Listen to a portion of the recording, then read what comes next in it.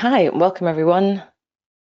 In this webinar, it's a 30-minute webinar, and we'll be looking at creating what-if scenarios to save money annually in the plan and compare the difference it makes to the cash flow chart and the assets charts.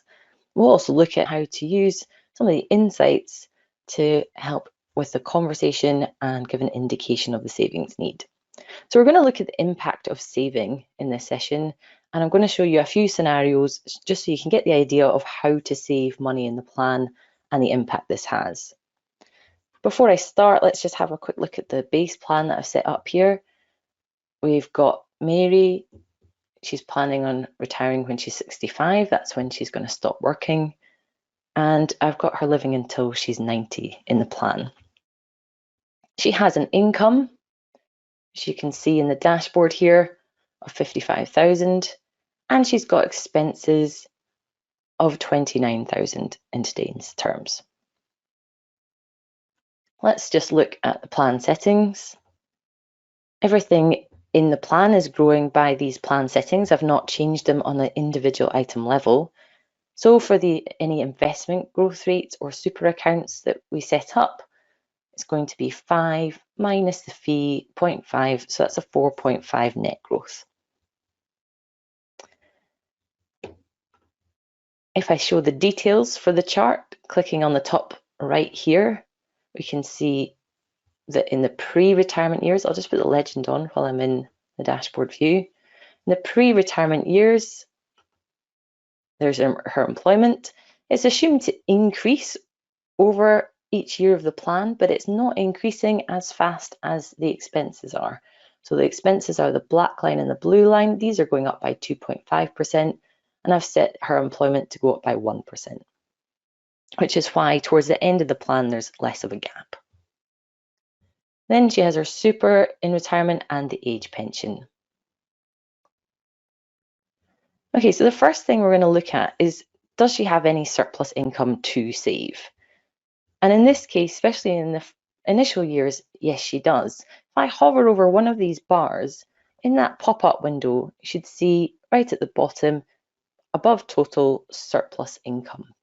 Now, what is that? So let's drill down to see the detail here. If I double click on this bar, it sends me to year view for that year.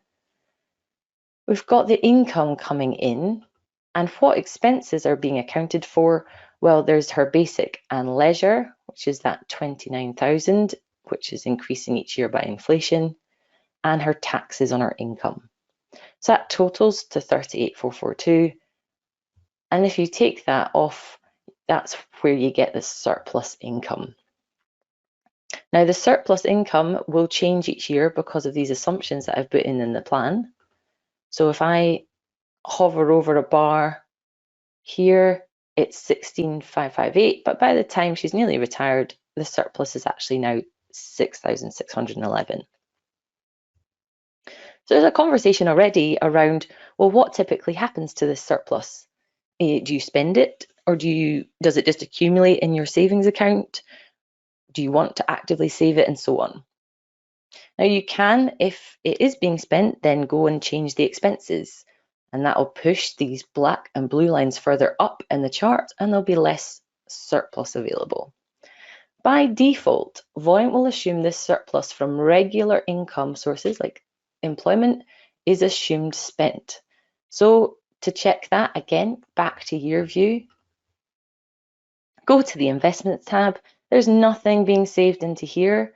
And into the super, it's just the guaranteed employer contributions. So if there was being something saved, you'd usually see it going into the cash sweep account if you've not set anything up yourself, and it would appear in here. Okay, so at the moment, we're assuming she's spending everything she's earning. She has a fair bit of red in the plan, and the first thing we're going to do is go to the Insight section up at the top here and click on Annual Savings.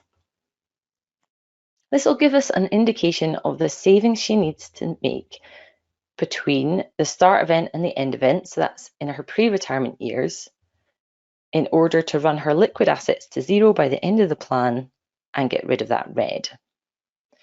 Now, a couple of things to note about the annual savings insight. It doesn't account for affordability. So it may say $30,000, but she doesn't have $30,000 surplus to be saved in this plan. She's got 15, say, in this year. And it assumes this money's invested and the investment rates are taken from your plan settings. So let's get started and I'll show you the details. So in this year, the annual savings need, in each year, in pre-retirement, the annual savings need is around $10,000.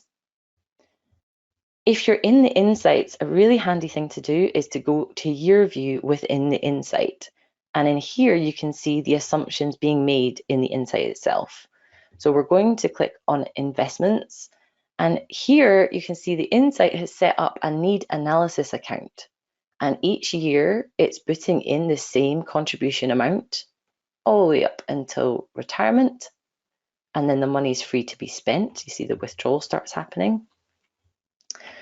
And when this contribution has been made, this account, through the whole of the plan, in fact, is growing at 4.5%. And so that was my 5% from my plan settings minus my 0.5 fees. Okay, so the savings need is around $10,000. So now I'd like to set up a what if scenario to actually save the $10,000 and see what that looks like. That's our first step. So what if, I'm going to call it 1A, save $10,000 from start until retirement.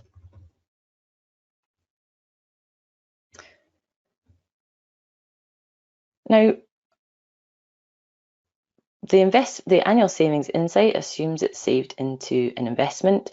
So I'm going to show you that, but the principles are the same for other products in the system, except for a super where the money will be taxed. So it'll be a gross amount that you enter. You'll be able to see that, the details there in year view. So let's set up an investment account for Mary.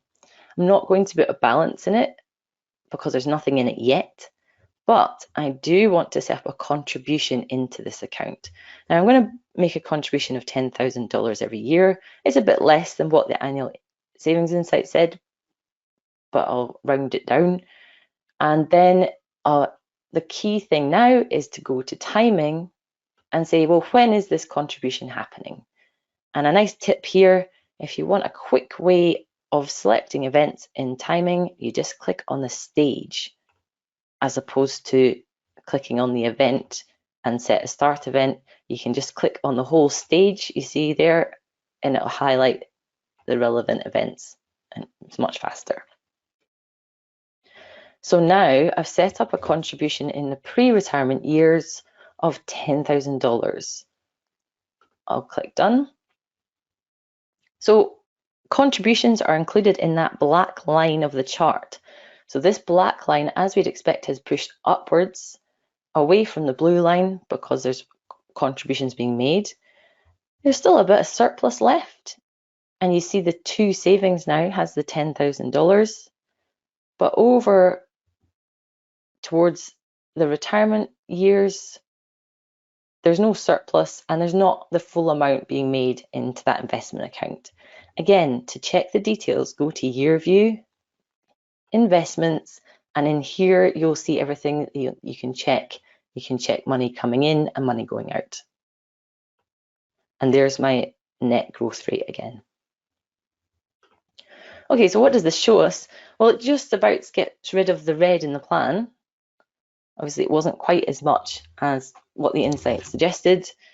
And this is assuming she lives till she's 90. There's a lot of assumptions in here of the plan in terms of the growth over these 30 years. And in a future webinar, we're going to look at stress testing that and changing the growth rates. You can see the super and then the heavy reliance on that investment account itself. So we had a chat with Mary and she was saying, well, you know, I wasn't really thinking about saving for retirement just yet. I'm 36. I would actually more think about saving in earnest from when I'm 50. So what we'll do is we'll start the savings from when she's 50 and we can compare the asset values. So let's do a what if. I'm going to call it 1B, and we'll just save the same amount from age 50 until retirement.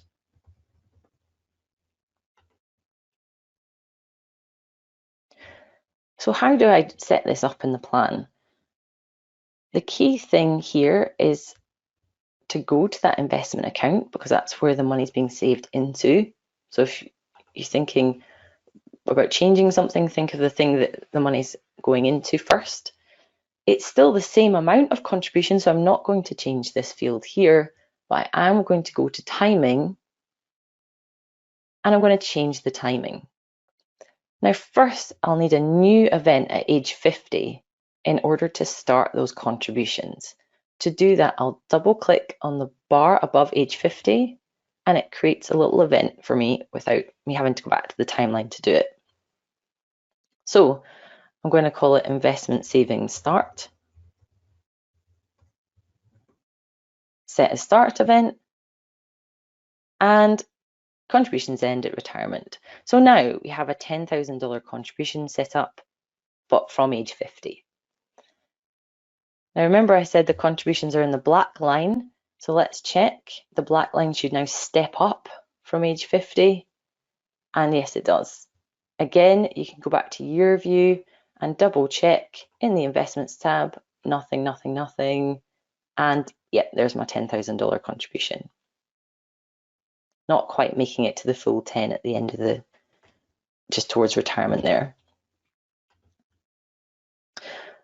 Okay, so now there's significantly more red, but what do the assets compare to? So she's missing out on 14 years of $10,000 contributions. So that's 140,000. But there's also compounding growth that she's missing out on from early stage. So let's go to Let's See, compare plans chart view, and we'll compare saving £10,000 from age 50. This is it compared to the base plan, so it is a bit better, but we're going to compare it to starting to save now.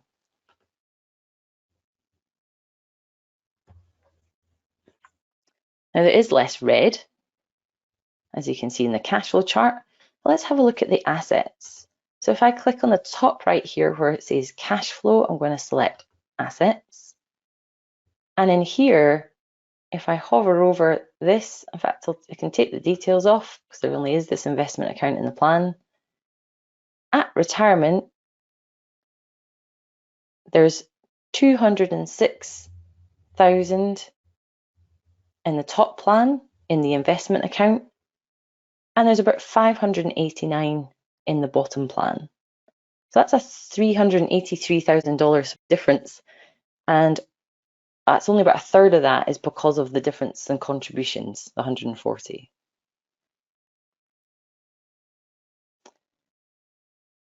Another way to explain the difference and open up that conversation is by looking at the money that can be spent in retirement. So now we're going to look at this retirement spending insight. So I'm still in my saving money from 50 plan. If I go to insights, I can look at retirement spend. So this replaces any of the expenses you have in the plan with this retirement spending expense. And again, you can go to your view at your leisure to have a look at what is assuming here in retirement. In today's terms, the spending capacity for this plan is 22,900 a year. Now, if we go back to, so it's about 23. If we go back to the other plan, it will be around 29 because that's the expenses we entered and it's just about meeting that, but let's check. There's nothing else in the plan. Retirement spend.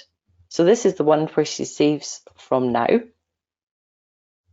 And the retirement spends $28,350. So that's a $5,000 difference in spending each year in retirement. The third scenario we're going to be looking at is, well, what if she thinks, well, I don't just want to meet the expenses that I have now. This is obviously assuming that she has the same expenses through the whole of the plan, just as this model demonstration.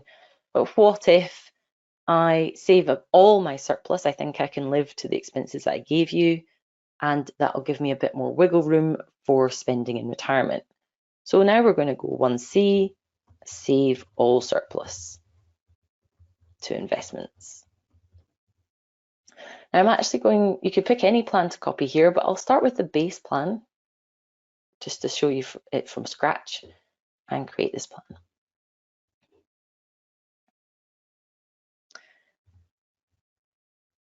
Okay, so we're back to the original surplus income total. What I'm going to do now is the plus button, plan actions transfers, and we're going to say, okay, all surplus goes to, and I've not set up that investment account yet, so you don't see it on the list. Let's quickly do that. So plus button, savings and investments.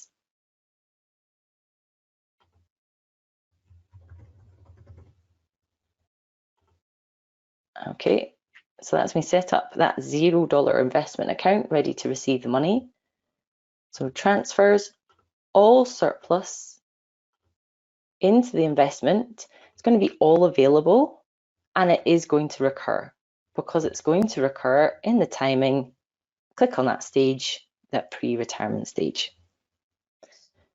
So now, because I've sent it up via transfer, we'd expect that black line to wrap around the bars of the blue line and account for all of that money, as we see here.